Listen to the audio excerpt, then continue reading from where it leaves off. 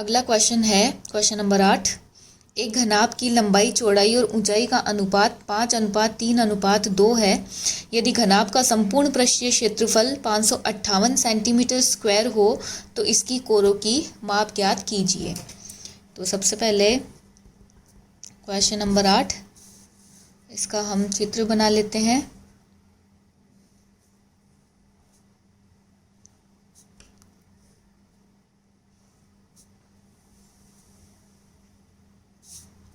ये घनाभ की आकृति हो गई।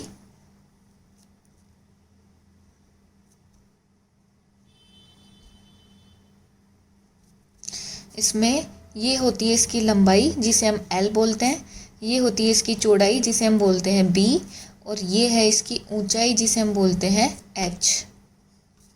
तो यहाँ पर हमें लंबाई, चौड़ाई और ऊंचाई का अनुपात दे रखा है। तो यहाँ पर घनाभ की लंबाई, चौड़ाई और ऊंचाई का अनुपात दे रखा है, इसलिए हम इसको लिख सकते हैं लंबाई अनुपात चौड़ाई, चौड़ाई अनुपात ऊंचाई। जो हमें दे रखा है L अनुपात B अनुपात H, ये हमें दे रखा है 5:3:2। ठीक है। तो जब भी आपको कोई भी क्वेश्चन ऐसा दे रखा हो जिसमें आपको अनुपात दे रखा हो, तो हम क्या करते हैं, अनुपात वाली जो भी संख्या होती है ना, उसके साथ में x लगा करके और वो जो भी चीज़ आपको दी हुई है वो मान लेते हैं, है ना। तो यहाँ पे हमने मान लिया कि घनाभ की जो लंबाई है ना L, वो कितनी है यहाँ पे 5, इसके साथ में हम x लगा देंगे, है ना, क्योंकि ये अनुपात रूप है तो अपने को इसका भाग मान के चलना पड़ेगा। तो इसलिए हमने ये जो सारे जो मान दे रखे हैं आपको 5, 3 और 2 जो दे रखा है, इसके साथ में हम x लगा करके और इसको हम घनाभ की लंबाई, चौड़ाई और ऊंचाई मान के चलेंगे। तो लंबाई हो गई 5x, घनाभ की जो चौड़ाई है वो हो गई हमारे पास में 3x, और इसकी ऊंचाई जो है वो हमारे पास में हो गई h कितनी 2x। अब हमें दे क्या रखा है यहाँ पे, घनाभ का संपूर्ण पृष्ठीय क्षेत्रफल दे रखा है। तो हम यहाँ पे लिख लेंगे घनाभ का संपूर्ण पृष्ठीय क्षेत्रफल जो हमें दे रखा है कितना 558 सेंटीमीटर स्क्वायर दे रखा है। तो घनाभ का संपूर्ण पृष्ठीय क्षेत्रफल दे रखा है, इसलिए हम यहाँ पे क्या करेंगे, घनाभ के संपूर्ण पृष्ठीय क्षेत्रफल का सूत्र लगा के और फिर उसको आगे सॉल्व करेंगे। तो घनाभ के संपूर्ण पृष्ठीय क्षेत्रफल का सूत्र होता है 2 × LB + BH + HL बराबर कितना 558। अगर आपको ये चीज़ समझ नहीं आ रही हो तो मैं इसको हिंदी में भी लिख देती हूँ। LB मतलब 2 × लंबाई × चौड़ाई प्लस चौड़ाई × ऊंचाई प्लस ऊंचाई × लंबाई, ये है घनाभ के संपूर्ण पृष्ठीय क्षेत्रफल का सूत्र। बराबर हो गया कितना 558। अब हम क्या करेंगे, ये जो 2 है जो बाहर ब्रैकेट के बाहर दे रखा है, ये इस पूरे जो दे रखा है ब्रैकेट के अंदर उसके साथ में गुणा में है, इसलिए अगली संख्या के बटा में चला जाएगा। तो हम यहाँ पे लिख लेंगे लंबाई × चौड़ाई और ब्रैकेट खुल जाएगा प्लस चौड़ाई × ऊंचाई प्लस ऊंचाई × लंबाई बराबर ये हो जाएगा 558। 2 बटा में चला जाएगा तो बटा 2। इसको हम सोल्व करेंगे तो 2 दूनी हो गया 4, बच गया कितना 1 और 5 हो गया 15, तो 2 संते 14, फिर बच गया 1 तो 18 हो गए, तो ये हो गया 2 नाम 18, तो ये 279 आ गया। अब हम यहाँ पे मान रख देते हैं। तो जो घनाभ की लंबाई है वो थी कितनी 5x जो हमने मानी थी, तो 5x × B चौड़ाई कितनी है 3x, तो 3x प्लस चौड़ाई × ऊंचाई तो 3x × 2x, ये हो गया 3x × 2x प्लस इसके बाद में ऊंचाई और लंबाई तो हो गया 2x × 5x, तो ये हो गया 2x × 5x बराबर हो गया 279। ठीक है, तो ये हो गया 15x², क्योंकि ये दोनों गुणा में है तो गुणा वाले हम पहले करते हैं और प्लस वाला काम बाद में करते हैं। तो ये 5 हो गया 15x², ये हो गया 3x × 2x हो गया 6x² प्लस 2 को 5 से गुणा किया 10 और x को x से गुणा किया तो x² बराबर हो गया 279। अब ये टोटल कितना हो गया 15 और 6 कितना हो गया 15 और 6 हो गया 21 और 10 हो गया 31, तो ये हो गया 31x² बराबर 279। तो x² बराबर 279 डिवाइड बाई 31। ठीक है, क्योंकि ये इसके गुणा में था तो अगली संख्या के बटा में जाएगा। अब ये कितनी बार कटेगा, ये 9 बार कट रहा है सीधा सीधा। देखिए 3 को 9, 1 को 9 से गुणा करेंगे, यहाँ पे 9 आएगा और 9 को 3 से 27, तो ये 9 बार जाएगा। तो एक्स स्क्वायर का मान हमारे पास में कितना आ गया, 9 आ गया। तो एक्स बराबर हो गया √9। ठीक है, तो x बराबर, अब जब अंडर इसके लग गया तो 9 का वर्गमूल जो होता है वो 3 होता है, तो वो प्लस और -3 दोनों मान होते हैं इसके। +3 भी होता है और -3 भी होता है, लेकिन जो भी लंबाई चौड़ाई ऊंचाई वाले जो मान है कभी भी ऋणात्मक नहीं होते, इसलिए हम यहाँ पे केवल x का मान क्या मान के चलेंगे, +3 ही मान के चलेंगे। ठीक है, तो फिर आप आगे x का मान आपके पास आ गया, तो अब आप इससे घनाभ की लंबाई चौड़ाई और ऊंचाई जो वास्तविक है वो आप निकाल सकते हैं। तो आप लिखेंगे अतः घनाभ की लंबाई जो कितनी थी, 5x थी, तो 5 × x, जहाँ पे x का मान हमारे पास में 3 आया तो हमने 3 लिख दिया, तो ये हो गया 15। और ये किस में चल रहा था, ये सारा काम चल रहा था किस में, सेंटीमीटर स्क्वायर था, ये सेंटीमीटर में चल रहा था, तो आप यहाँ पे लिख देंगे 15 सेंटीमीटर। तो ये तो हो गई घनाभ की लंबाई। चौड़ाई आपके पास आ जाएगी 3 × x, तो 3 × 3 मतलब कितना, ये हो गया 9 सेंटीमीटर हो गई इसकी चौड़ाई। और ऊंचाई आ जाएगी 2x, मतलब 2 × x, तो 2 × x का मान कितना है, यहाँ पे 3 है, तो ये आ जाएगा 2 × 6 मतलब 6 सेंटीमीटर आंसर। इसी के साथ आपका ये क्वेश्चन नंबर जो 8 है ये कंप्लीट होता है। अगला क्वेश्चन है क्वेश्चन नंबर 9, जिसमें त्रिकोणमिति के 2 सवाल दे रखे हैं सिद्ध करने वाले, जिसके 2 भाग दे रखे हैं, पहला भाग और दूसरा भाग। तो देख लेते हैं क्वेश्चन नंबर 9। इसका जो पहला भाग है वो दे रखा है आपको cosec A minus cot A का होल स्क्वायर बराबर 1 माइनस का कोस ए बटा 1 प्लस कोस ए। ठीक है, तो अब हम इसको हल करते हैं। तो हम इसमें जो 2 भाग दे रखे होते हैं, ये वाला जो भाग है ये तो है राइट हैंड साइड RHS, और ये वाला जो भाग है ये है लेफ्ट हैंड साइड मतलब LHS, मतलब ये है दायां भाग इसका और ये है बायां भाग। तो इसमें हमें करना क्या होता है, इसमें आप कोई भी एक साइड को लेके चलो और उसको अगर आप दूसरी साइड के बराबर ला देते हैं तो भी चीज़ आपकी सिद्ध हो जाती है, जो भी क्वेश्चन दे रखा है। या फिर आप क्या करते हैं, आप दूसरे भाग को लेके चलो और इसको इसके बराबर ला दो। या फिर तीसरा तरीका होता है जिसमें आप दोनों को सॉल्व करो, इसको भी करो इसको भी करो, लास्ट में जाके दोनों को अगर आंसर बराबर आ जाते हैं तो ये क्वेश्चन सिद्ध हो जाता है। तो यहाँ पे हम क्या करेंगे, यहाँ हम इसका बायां भाग लेके चल रहे हैं, इसका जिसे हम बोलते हैं लेफ्ट हैंड साइड मतलब LHS, ये हम लेके चल रहे हैं। तो ये हो जाएगा cosec A minus cot A का होल स्क्वायर। तो कोसेक ए जो है इसे हम लिख सकते हैं 1/sin ए। क्यों लिख सकते हैं, क्योंकि ये सूत्र जो होते हैं उसमें कोसेक का उल्टा क्या होता है, हमेशा साइन होता है। तो कोसेक के बराबर क्या लिख सकते हैं, 1/sin ए। और जो कोट ए है इसका सूत्र होता है कोस ए बटा साइन ए। ठीक है, तो माइनस कोट ए की जगह हम लिख सकते हैं कोस ए बटा साइन ए का होल स्क्वायर बराबर, अब इसका जो लघुत्तम है ये लघुत्तम आ जाएगा इसका साइन ए, है ना। अब नीचे लघुत्तम समान है दोनों का, इसलिए हम इसको लिख सकते हैं 1 माइनस कोस ए, ऊपर वाला सेम ऐसे कैसे। अब बाहर देखिए, बाहर होल स्क्वायर लगाया हुआ है, तो ये जो स्क्वायर है ये दोनों के ऊपर लगेगा, तो 1 माइनस के कोस ए का होल स्क्वायर, और नीचे जो साइन ए है उसका भी ये क्या है, स्क्वायर है। और साइन पे जब स्क्वायर लगेगा तो ये साइन के आगे यहाँ पे लगेगा, तो हम इसे लिख सकते हैं साइन स्क्वायर ए। इसे आप आगे करेंगे तो 1 माइनस का कोस ए का होल स्क्वायर। ठीक है, नीचे साइन स्क्वायर ए है, तो ये जो हमने त्रिकोणमिति की पहली अस्मिका है, कौन सी वाली, साइन स्क्वायर ए प्लस कोस स्क्वायर ए बराबर 1, वहाँ से आप साइन स्क्वायर ए का जो मान है वो क्या लिख सकते हैं, साइन स्क्वायर ए बराबर हम लिख सकते हैं 1 माइनस का कोस स्क्वायर ए। तो ये हम यहाँ लिख देंगे 1 माइनस का कोस स्क्वायर ए।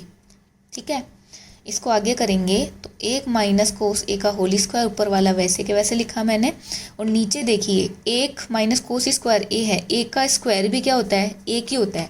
अब देखिए यहाँ पे सूत्र लग रहा है ए स्क्वायर माइनस बी स्क्वायर का, ए स्क्वायर माइनस बी स्क्वायर, मतलब पहली संख्या का स्क्वायर माइनस दूसरी संख्या का स्क्वायर हो तो दोनों को एक बार तो लिख दो प्लस में और एक बार लिख दो माइनस में। ठीक है, तो आप इसमें सूत्र लगाएंगे तो ये बनेगा 1 प्लस का कोस ए और यहाँ बनेगा 1 माइनस का कोस ए। ठीक है। अब देखिए ऊपर वाला जो है ये कितनी बार है, 2 बार है, तो हम इसको अलग अलग भी लिख सकते हैं और आप चाहे तो यहीं पे भी इसको काट सकते हैं, लेकिन अगर आपको नहीं समझ आया तो आप इसको अलग अलग करके भी कर सकते हैं। तो 1 माइनस कोस ए ऊपर लिखा मैंने, नीचे लिखा 1 प्लस का कोस ए और 1 माइनस का कोस ए, इससे ये कट गया और हमें मिल गया 1 माइनस कोस ए बटा 1 प्लस का कोस ए, और ये हो गया हमारा RHS, हैंस प्रूव्ड। इसी का जो पार्ट सेकंड है वो है कोस ए बटा 1 प्लस साइन ए प्लस 1 प्लस साइन ए बटा कोस ए बराबर 2 सेक ए। ठीक है, तो इसमें भी हम LHS लेके चलते हैं इसका। तो LHS है हमारा कोस ए बटा 1 प्लस साइन ए प्लस 1 प्लस साइन ए बटा कोस ए बराबर 2, सॉरी हम LHS लेके चल रहे हैं इसलिए आपको इतना ही लिखना है। ठीक है, अब हम क्या कर लेते हैं, इसका क्या ले लेते हैं, लघुत्तम ले लेते हैं। तो इसमें ये दोनों लेने पड़ेंगे लघुत्तम में, क्योंकि दोनों अलग अलग हैं इसलिए। तो 1 प्लस साइन ए भी आपने लघुत्तम ले लिया और कोस ए भी आपने लघुत्तम ले लिया। ठीक है, अब यहाँ पे देखिए इसके पास में ये जो फर्स्ट पहला वाला जो पद है इसके अंदर लघुत्तम 1 प्लस साइन ए है ना। तो 1 प्लस साइन ए है, इसके पास में क्या नहीं है, कोस ए नहीं है, इसलिए ये जो कोस ए है इसके अंश से हम गुणा करेंगे, है ना। ये तो इसके पास है, जो नहीं होता है ना उसको ऊपर वाले से गुणा करते हैं। तो कोस ए को हम कोस ए से गुणा करेंगे तो कोस 2 बार हो गया ना, गुणा में क्या होते हैं, घातें जुड़ जाती है, इसलिए ये हो जाएगा कोस स्क्वायर ए। कैसे हो जाएगा, कोस ए इंटू कोस ए, तो ये एक बार ये है एक बार ये है, तो ये क्या बन गया, कोस स्क्वायर ए बन गया, इसलिए ऐसे हो गया। ठीक है, अब आगे देखिए इस दूसरे वाले पद के पास में कोस ए है, इसके पास क्या नहीं है, इसके पास 1 प्लस साइन ए नहीं है, तो इसका इससे गुणा होगा, है ना। तो ये भी मैं आपको साइड में बता देती हूँ, 1 प्लस साइन ए है, इसका भी गुणा होगा 1 प्लस साइन ए से गुणा होगा। तो ये भी कितनी बार है, 1 बार, ये कितनी बार है, 1 बार, तो दोनों 1 बार है, इस वजह से गुणा में दोनों जुड़ जाएंगे और ये हो जाएगा 1 प्लस साइन ए का होल स्क्वायर। तो आप इसको लिख सकते हैं 1 प्लस साइन ए का होल स्क्वायर। ठीक है, इसको अब आगे करेंगे। अब देखिए यहाँ पे ये जो दूसरा वाला है 1 प्लस साइन ए का होल स्क्वायर, यहाँ पे सूत्र लग रहा है, कौन सा वाला सूत्र लग रहा है, यहाँ लग रहा है a प्लस बी का होल स्क्वायर का सूत्र लग रहा है। a प्लस बी का होल स्क्वायर क्या होता है, पहली संख्या का स्क्वायर प्लस दूसरी संख्या का स्क्वायर प्लस 2 इंटू ए इंटू बी। ठीक है, तो 1 प्लस साइन ए, आप इसको इसकी तरह से खोलिए तो यहाँ पे ए का काम कौन कर रहा है, 1, और बी का काम कौन कर रहा है, साइन ए। ठीक है, तो आप इसको इस तरह से खोलेंगे तो पहली संख्या का स्क्वायर मतलब 1 का स्क्वायर प्लस दूसरी संख्या का स्क्वायर मतलब साइन ए का स्क्वायर, और साइन ए का स्क्वायर क्या होता है, साइन स्क्वायर ए होता है, प्लस 2 इंटू ए मतलब 1 इंटू बी मतलब साइन ए। तो ये बन जाएगा ए का स्क्वायर 1 ही होता है, तो 1 प्लस साइन स्क्वायर ए प्लस ये तीनों का गुणा क्या आएगा, 2 को 1 से गुणा किया 2 और साइन ए का साइन है, तो ये आ गया 1 प्लस साइन स्क्वायर ए प्लस 2 साइन ए। ये आप यहाँ पे लिख दीजिए। तो कोस स्क्वायर ए प्लस 1 प्लस साइन स्क्वायर ए प्लस 2 साइन ए बटा नीचे है 1 प्लस साइन ए और आगे कोस ए। अब देखिए साइन स्क्वायर ए और कोस स्क्वायर है, ये दोनों मिलकर के क्या बन जाएगा, 1 बन जाएगा, प्लस आगे 1 प्लस 2 साइन ए बट्टा 1 प्लस साइन ए और इधर आ जाएगा कोस ए। अब देखिए 1 और 1 क्या हो गया, 2 हो गया, तो 2 प्लस 2 साइन ए बट्टा 1 प्लस साइन ए, इधर हो गया कोस ए। अब ऊपर वाला जो है इसमें से 2 कॉमन आ रहा है, तो 2 कॉमन ले लीजिए बाहर, तो ये हो जाएगा 2 कॉमन बाहर, यहाँ बच जाएगा 1 प्लस यहाँ पे क्या बचेगा, यहाँ बचेगा साइन ए बट्टा नीचे 1 प्लस साइन ए, इधर हो गया कोस ए। ठीक है, इससे आप इसको काट दीजिए तो यह आ जाएगा 2/कोस ए, और 1/कोस ए जो होता है इसको हम लिख सकते हैं sec ए। क्यों? क्योंकि कोस का उल्टा sec होता है और sec का उल्टा कोस होता है। तो ये हो जाएगा 2 इंटू, इसको हम लिख सकते हैं 1/कोस ए लिख सकते हैं। क्यों? क्योंकि ऊपर ऊपर वाले गुणा होते हैं, तो 2 को 1 से गुणा किया तो 2, और बट्टा में क्या आ जाएगा कोस ए। इसलिए ये जो चीज़ है इसको हम टुकड़े करके इस तरह से लिख सकते हैं।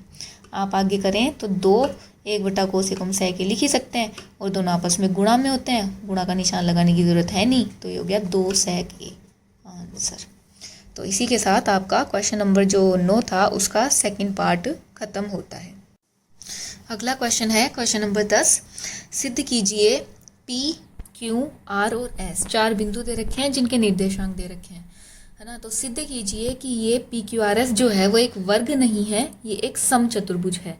तो सबसे पहले तो इस क्वेश्चन में हमें ये पता होना चाहिए कि वर्ग और समचतुर्भुज जो होता है उनमें दोनों में फ़र्क क्या होता है, क्या डिफरेंस होता है दोनों में, हम इसको किस तरह से सिद्ध कर पाएंगे, है ना। तो सबसे पहले हम इनकी परिभाषा देख लेते हैं। तो जो वर्ग होता है उसमें क्या होता है, एक वर्ग वो होता है 4 भुजाओं से घिरी हुई वह आकृति जिसकी चारों भुजाएं तो आपस में क्या होती है, समान होती है। जैसे मान लीजिए ये अगर 5 की है तो ये भी 5 की होगी, ये भी 5 की होगी और ये भी 5 की होगी। ठीक है, ये हुई पहली विशेषता। और दूसरी विशेषता क्या होती है कि इसके जो विकर्ण होते हैं, वो विकर्ण भी आपस में क्या होते हैं, दोनों के दोनों बराबर होते हैं। जैसे फॉर एग्जाम्पल, जैसे मान लीजिए इसका जो विकर्ण है, अगर इनकी भुजाओं के हिसाब से देखिए तो इसका विकर्ण आएगा 5√2, और इसका जो है ये दूसरा वाला BD, ये भी कितना आएगा 5√2। तो ये केवल अपने को ध्यान रखने वाली बात है कि भाई इसमें वर्ग में क्या होता है, चारों भुजाएं भी समान होती है और चारों भुजाएं भी समान होती है और दोनों विकर्ण भी आपस में क्या होते हैं, समान होते हैं। ये वर्ग की बात हुई। और जो समचतुर्भुज होता है उसकी क्या विशेषता होती है, समचतुर्भुज में और वर्ग में केवल इतना डिफरेंस होता है कि इसकी चारों भुजाएं, जो समचतुर्भुज होता है उसकी भी चारों भुजाएं समान होती है। अगर मैं इसको PQRS नाम दे दूं तो इसकी भी चारों भुजाएं जो है आपस में समान होती है। जैसे ये 5 की है मान लीजिए, तो ये भी 5 की, ये भी 5 की और ये भी 5 की। लेकिन इसके विकर्णों में एक डिफरेंस होता है कि इसमें समचतुर्भुज के अंदर एक जो विकर्ण है, ये वाला आगे की तरफ जो झुकने वाला विकर्ण है ये तो होता है बड़ा, और जो QS ये दूसरा वाला जो विकर्ण होता है ये होता है छोटा। इसका मतलब इसमें दोनों जो विकर्ण होते हैं उनकी लंबाइयाँ आपस में बराबर नहीं होती है। ठीक है, और दूसरा जो फर्क होता है वो कोणों का होता है, जिसकी यहाँ पे ज़रूरत है नहीं। वर्ग में प्रत्येक कोण कितने का होता है, 90 का होता है, लेकिन समचतुर्भुज में प्रत्येक कोण 90 का नहीं होता। तो वर्ग में और समचतुर्भुज में दोनों में 2 अंतर हो गए, है ना, 2 डिफरेंस हो गए। पहला कोणों का अंतर और दूसरा विकर्ण जो है उसकी मापों का अंतर। वर्ग में दोनों विकर्ण समान होते हैं लेकिन समचतुर्भुज के दोनों विकर्ण समान नहीं होते हैं। ठीक है, तो इन्हीं प्रॉपर्टीज़ का यूज़ करके और हम ये क्वेश्चन करेंगे। तो मान लीजिए ये जो भी क्वेश्चन है इसमें हमने ऐसे ही कोई आकृति बना ली जिसको हमने नाम दे दिया, ये है P, ये है Q, ये है R और ये है S। ठीक है, इसके P के निर्देशांक है 2 और -1, Q के निर्देशांक है 3 और 4, R के निर्देशांक है -2 और 3 तथा S के निर्देशांक है -3, -2। तो सबसे पहले तो हम क्या करते हैं, इसकी चारों भुजाएं निकाल लेते हैं ताकि हमें पता तो चले कि वास्तव में ये वर्ग और समचतुर्भुज में से कोई है या नहीं है। तो ये दोनों प्रूव करने के लिए सबसे पहले तो आपको इसकी भुजाएं निकालनी पड़ेगी। बाकी इन दोनों का अंतर देखने के लिए हम आगे इसके विकर्णों की जो माप है वो निकालेंगे। तो सबसे पहले क्वेश्चन नंबर जो 10 है इसमें हम ये जो आकृति है इसकी भुजाओं का माप निकालते हैं दूरी सूत्र से। तो जो दूरी सूत्र है वो है √(x2 - x1) का whole square plus y2 - y1 का होल स्क्वायर। तो इस दूरी सूत्र में हम अलग अलग मान रख करके और फिर इसके जो भुजाएं हैं इनकी सबकी मापें निकालते हैं। तो सबसे पहले भुजा PQ बराबर अगर आप P और Q की बात करते हैं तो ये तो हो जाएगा आपका x1 y1 और ये हो जाएगा x2 और y2। मान रख दीजिए। आप चाहें तो यहाँ ऊपर लिख लें तो आपको सुविधा रहेगी। x1 आप मान लीजिए 2 है, y1 आप मान लीजिए -1 है, x2 आप मान लीजिए 3 है और y2 जो है ये मान लीजिए आप 4 है। ठीक है, ये है x1 2, ये है y1 -1, ये है x2 3 और ये है y2 4। ठीक है, अब ये मान हम इसमें रखेंगे तो x2 कितना है, x2 3 माइनस x1 कितना है, x1 2 का होल स्क्वायर प्लस y2 कितना है 4 माइनस y1 कितना है, y1 -1 तो -1 लिख दिया। ब्रैकेट में लिखना है, नहीं तो गलती हो सकती है यहाँ पे माइनस वाली, इसलिए जब भी माइनस की संख्या आए ना यहाँ पे सेकंड टाइम में x1 और y1 वाला कोई भी मान अगर आपको माइनस का दिया हुआ हो तो उसको आप हमेशा ब्रैकेट में लिखिए। तो आगे PQ बराबर आ जाएगा PQ 3 में से 2 गया 1 तो 1 का स्क्वायर प्लस यहाँ पे देखिए 4, ये ब्रैकेट जो छोटा वाला ब्रैकेट है इसके अंदर भी माइनस है बाहर भी माइनस है तो ब्रैकेट का मतलब गुणा होता है, इसलिए माइनस माइनस हो गया प्लस, आगे होगा 1 का होल स्क्वायर। तो PQ बराबर अंडर रूट 1 का स्क्वायर हो गया 1 प्लस 4 प्लस 1 हो गया 5 और 5 का स्क्वायर हो गया कितना 25। तो PQ हमारे पास में आ गया कितना अंडर रूट 26। तो ये हो गया हमारे जो PQ वाली जो भुजा है उसका मान आ गया, इसे हम समीकरण नंबर 1 नाम दे देते हैं। ये हमारी कौन सी वाली भुजा है हमारे पास में PQ। नेक्स्ट जो दूसरी भुजा हम निकालते हैं QR, तो भुजा QR निकालनी है, उसके लिए भी सेम वही सूत्र लगेगा, दूरी सूत्र। हम इसके लिए इसको मान लेते हैं x1 y1, इसको मान लेते हैं x2 y2। तो यहाँ पे x1 का मान है 3, y1 का जो मान है वो है 4, x2 का मान है यहाँ माइनस का 2 और y2 का मान है यहाँ पे 3 मान रखिए।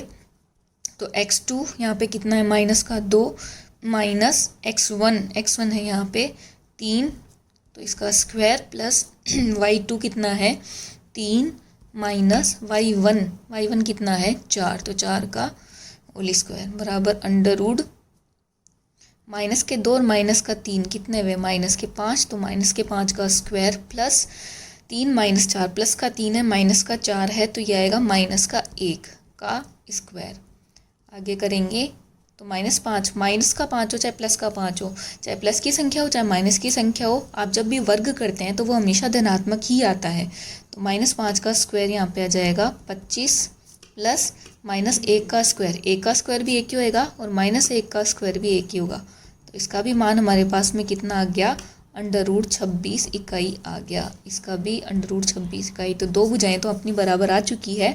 नेक्स्ट हम तीसरी वाली भुजा निकाल लेते हैं, इसकी भुजा RS, भुजा RS बराबर सेम सूत्र वही। अब यहाँ पे देखिए x1 y1, x1 है हमारे पास में यहाँ पे क्या माइनस का 2, y1 है हमारे पास में 3, x2 है हमारे पास में माइनस का 3 और y2 है हमारे पास में माइनस का 2।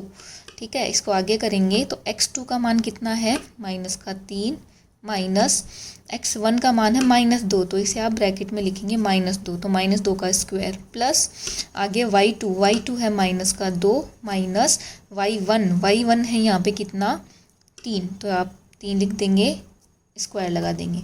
आगे करेंगे तो ये हो जाएगा माइनस का 3, ये माइनस माइनस हो गया प्लस आगे आ गया 2 ब्रैकेट बंद का स्क्वायर प्लस -2 और माइनस के 3 हो गए माइनस के 5 तो माइनस के 5 का स्क्वायर।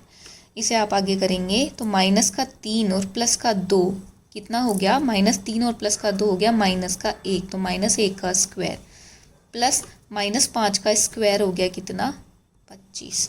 इसे आप आगे और सॉल्व करेंगे तो -1 का स्क्वायर क्या होगा 1 प्लस 25 का 25 और जब आप 25 में 1 जोड़ेंगे तो ये हो जाएगा अंडर रूट 26 इकाई। तो ये हमें प्राप्त होगी इसकी तीसरी वाली भुजा। अगली भुजा निकालेंगे भुजा SP, अंडर रूट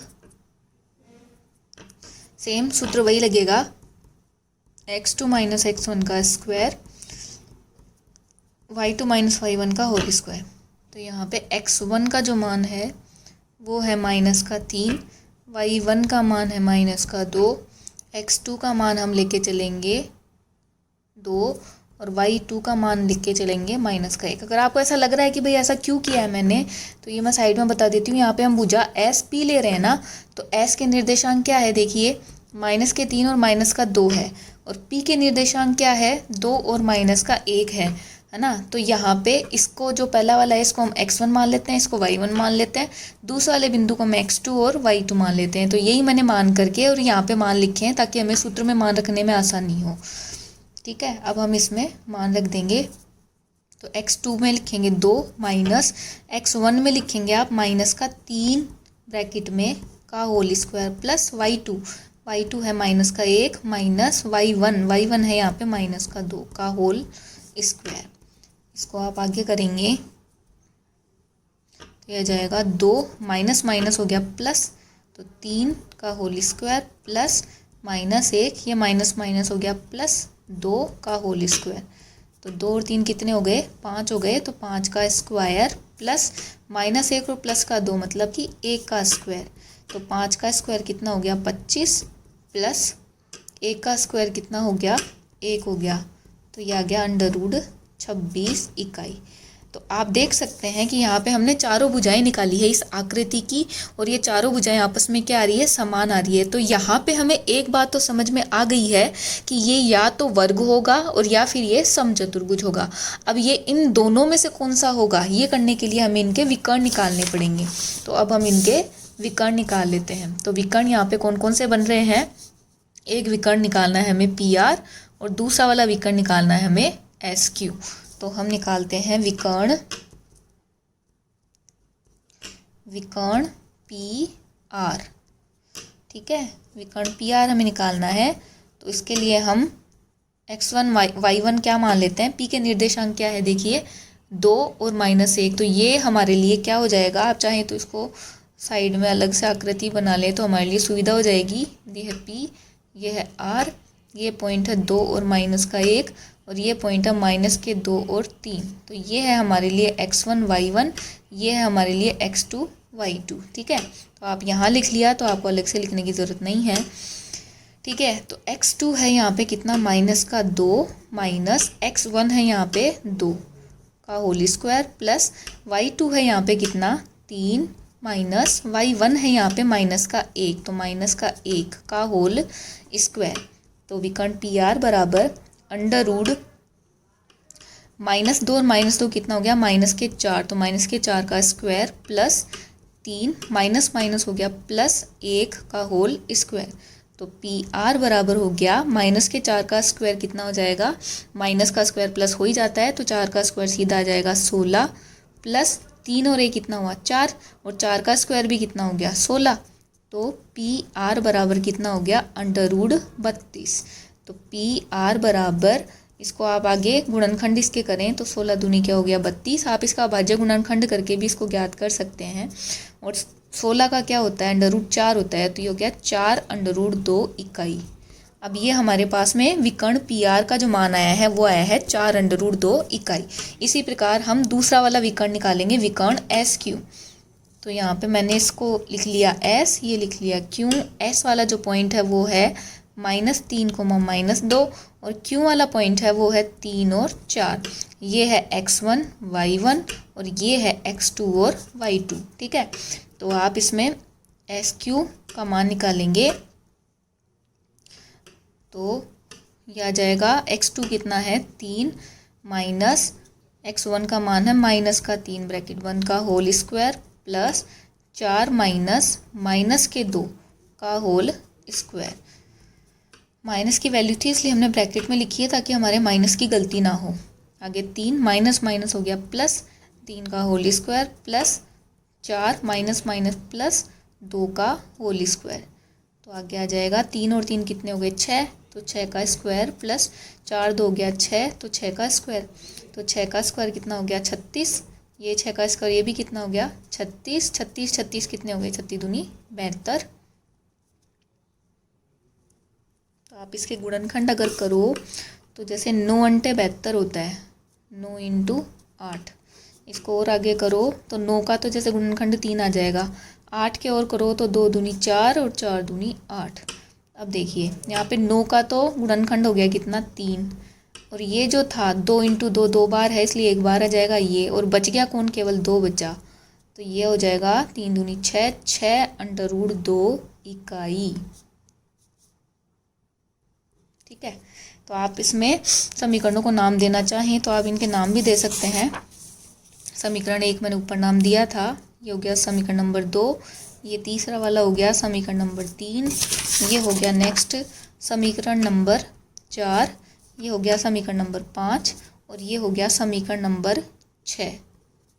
तो आप लास्ट में अगर आप समरी लिखना चाहें तो आप ये लिख सकते हैं कि समीकरण 5 व 6 से स्पष्ट है कि आकृति वर्ग नहीं समचतुर्भुज है। ऐसा हम क्यों कह सकते हैं? क्योंकि इसके दोनों विकर्ण जो आए हैं दोनों अलग अलग माप के आए हैं। अगर ये दोनों विकर्ण समान माप के होते तो हम कहते कि ये जो आकृति दी गई है ये हमें किसकी आकृति दी गई है? वर्ग की आकृति दी गई है। तो इसी के साथ आपका ये क्वेश्चन नंबर जो 10 है ये भी कंप्लीट होता है।